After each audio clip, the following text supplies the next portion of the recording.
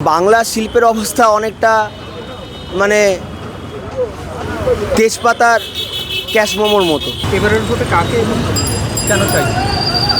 দেখুন, মানুষের কাছে একটাই অপশান, কাকে বলে না, পশ্চিমবাংলাকে যদি ভারতবর্ষের অঙ্গ হিসেবে রাখতে হয় আর বাংলাকে যদি সোনার বাংলা করতে হয়, মানুষের কাছে একটাই অপশান, একটাই চয়েস, ভারতীয় জনতা পার্টি, আর অন্য কিচ্ছু না।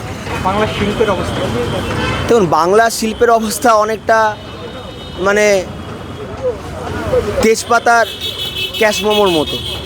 আমরা শুনি অনেক বড় বড় প্রতিশ্রুতি, কিন্তু আজ পর্যন্ত কোনো একটা ভারী শিল্প এই বর্তমান রাজ্য সরকারের আমলে বাংলার মাটিকে স্পর্শ করতে পারেনি।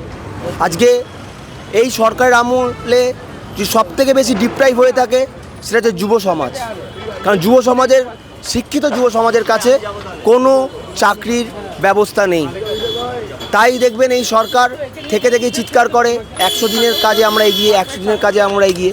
আপনি ভাবুন, যে ইঞ্জিনিয়ারিং পড়ছে, যে ল পড়ছে, যে ডাক্তারি পড়ছে বা সিএ পড়ছে, এখন প্রচুর বিভিন্ন কোর্স প্রাইভেটে, সেগুলো যারা পড়ছে লাখো লাখো টাকা খরচা করে, তাদের বাবা মা তাদের পড়াচ্ছে, তারা আজকে কী পাচ্ছে? তারা আজকে এখানে চাকরি পাচ্ছে না, তারা ভিন রাজ্যে পাড়ি দিচ্ছে, তাদের বাবা মা, বৃদ্ধ বাবা মার পাশে তারা থাকতে পারছে না, সেখানে একটা পারিবারিক একটা তাদের মধ্যে একটা অসন্তোষ থাকছে। প্লাস কী হচ্ছে, যারা কিছু পাচ্ছে না তখন তারা বাধ্য হচ্ছে 100 দিনের কাজে বা নালে এলাকার কোনো দাদার অনুগামী হতে, যেটা এখন পশ্চিমবাংলার নতুন কালচার আমদানি হয়েছে।